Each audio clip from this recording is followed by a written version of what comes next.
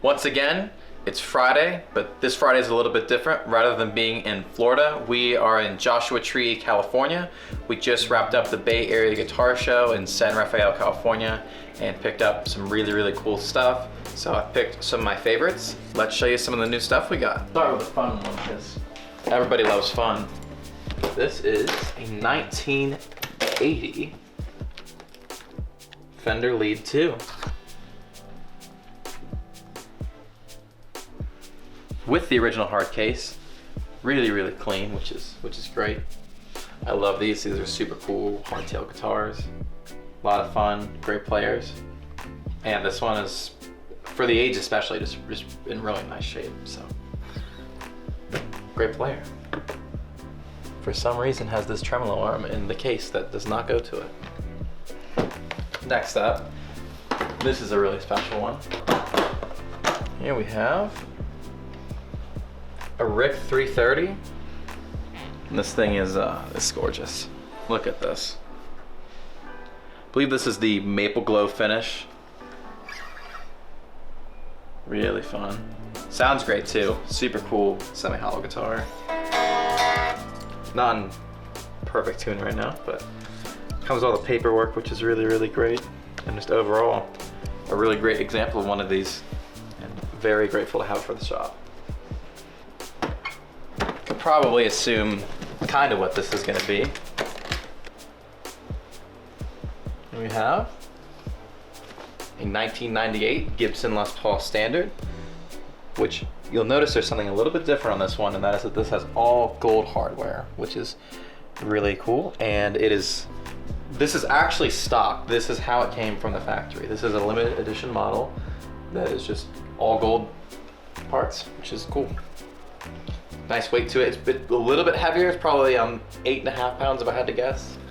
But very resonant guitar, very fun player, and sounds awesome. So really choice Les Paul. And this one too has all of the paperwork and all the fun stuff. So next up, these are pretty rare.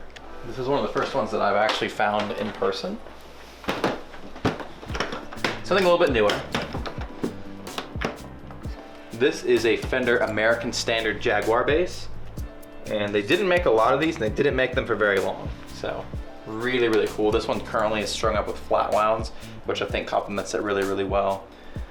Nice dark rosewood board. It's a great bass, and like a lot of these, it's got all the original case candy. This is still in the bag, so this is as good of an example as you're gonna find for one of these, and very grateful for this one. As soon as I saw this, I was like, man, we've got to get this in.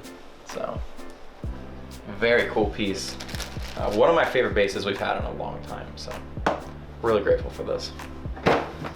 Next up, this is one that we did not get at the show, but it hasn't made it into a fresh finds yet. This is a 2014 Fender American Special Stratocaster hand stained in this beautiful honeyburst finish, and this thing plays great, and you can tell this finish is just going to wear really nicely over time. It's not all stock. The pickguard and all the electronics have been swapped for a Mojitone set, which sounds exceptional, and it's definitely a pretty pricey upgrade, so that's definitely a cool bonus with this one. But yeah, overall really great player.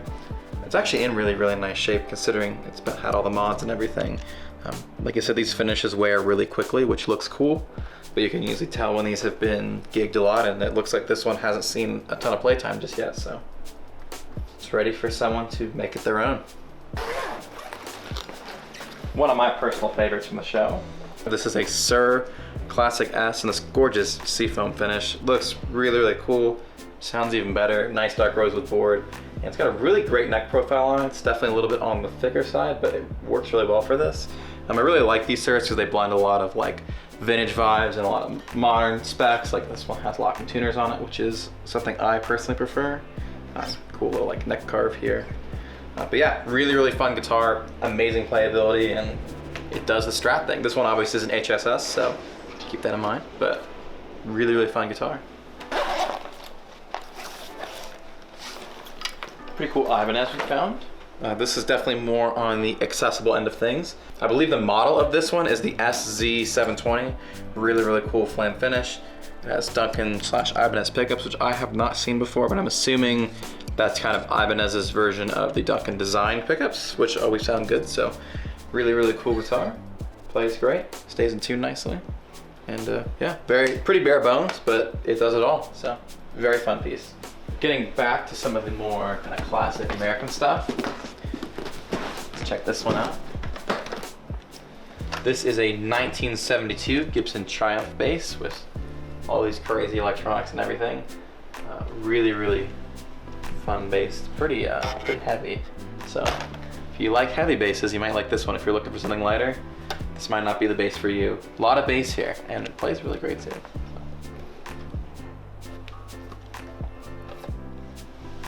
So here is one I didn't know a lot about when I picked it up, so I'm really excited to do some more research on it. But this is a G&L ASAP bass, and allegedly, according to the person we got it from, this is one of 100. This is a limited edition model. So I'm kind of excited to dig more into this one and see what that's all about. I believe this one is Koa, which is a really interesting wood choice, which I think complements this one really, really well. 2 humbuckers, lots of control options here. And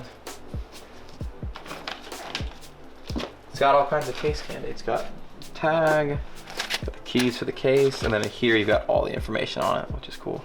I wish you saw stuff like this more often. That's something that I really like that G&L does.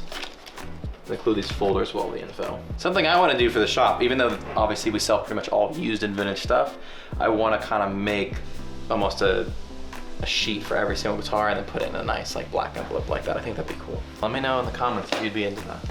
This one was kind of a funny acquisition. When he brought this over to our table and said, I got a bass for you to look at, and they showed me this. I was like, yeah, that's cool. Schecter 5-string bass, cool blue flame finish, so we like that. It's got some active pickups, so all kinds of cool specs. But I asked him like, kind of what were you doing with this one and why do you want to sell it? And he said he bought this to play in a country band and it didn't really work for that. So then he tried playing it with like this praise and worship group. Didn't work for that either, and then we ended up with it. So just kind of a funny timeline with this one. But I see why the 5-string Schecter with active pickups didn't work for those applications. And hopefully he found something that worked better for him. But yeah, cool piece. Nothing super fancy or anything, but lots of fun. You can probably assume what this is going to be. This is an older Taylor Baby made in the US.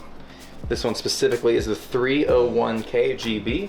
K meaning this one has Koa wood, which is great. They do a newer Koa one, and they also do a Koa GS Mini that is very different than this, but really, really cool. Sounds really good too. For how small this guitar is, you'd be really surprised by how big this sounds. Very fun find here.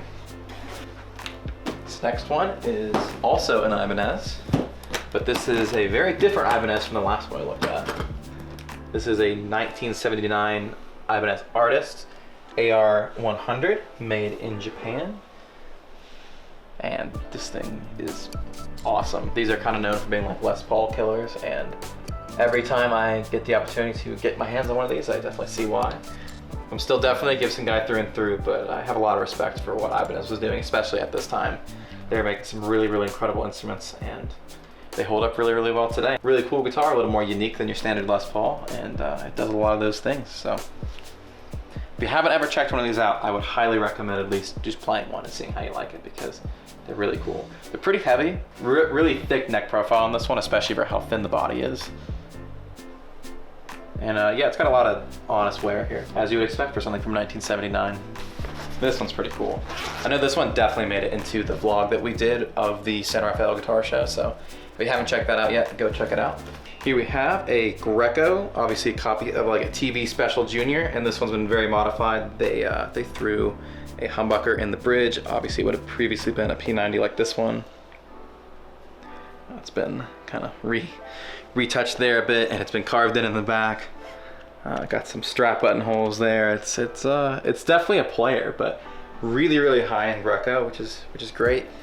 Really fun model. And this is actually, I love this one particularly because it's just like the Gibson Les Paul Special that I play with my band Secret Keeper. So anytime I see anything in this vein, I always personally get a little bit excited. I know pretty much everything today has been like really good, but this is like a really, really good one. This is a Fender 51 reissue precision bass. absolutely beautiful butterscotch finish. And it's in really, really nice shape. This thing is super clean. And it's definitely on the lighter side too. It's not super heavy, which is great. Really, really resonant. And just a fantastic bass all around. I love the neck profile on this one. It's kind of like, it's just right. It's not super thin, but it's not super thick. It kind of just falls right in the middle. For a precision bass, this is definitely on the thinner and more narrow side. But it's still, you know, a little bit more substantial than a jazz bass. So I think this sits in a really, really nice sweet spot. And we get this really nice case with it too. And the last one we're gonna look at is also the last thing that I acquired at the guitar show. And some people I'm sure will love this. And some people this will not be for you, and that's okay. Here we have a Fender Duo Sonic with a lot of signatures on it, and this is the signatures of everyone who played, or I would assume everyone who played, at the Blues Festival in 2017. Look at that, lots of signatures. And well, actually I'll set this down for a minute and show you guys.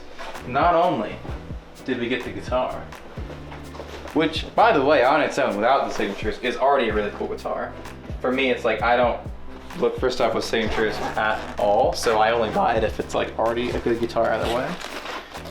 But as a bonus, you get the shirt from the Blues Festival. Somebody definitely like air sealed this. The 36th Annual Fountain Blues Festival on Saturday, June 24th, 2017 in San Jose, California. The gates were at 11 and the music started at noon. I don't know what time everybody signed this stuff, but that definitely happened at some point that day. We're gonna end on that one. We've already made our way down to Southern California, so now we're just getting ready for the SoCal show in Costa Mesa. Starts in just a few days. Really excited for that. Hopefully we'll find some more cool stuff. We will of course make an update video for that. Please let me know what your favorite guitar was from this video. It's hard for me to choose a favorite, so I'm always interested to see what other people like. But as always, thank you so much for taking the time to watch this. Please like and comment and subscribe and all that stuff. Everyone I know asks for that, but it really does help a lot, especially with getting to do more stuff like this. So the more interaction we have, the more videos we can do, the more guitars we can get, the more fun things that can happen. So as always, I appreciate your time and we will see you in another video again soon. Bye.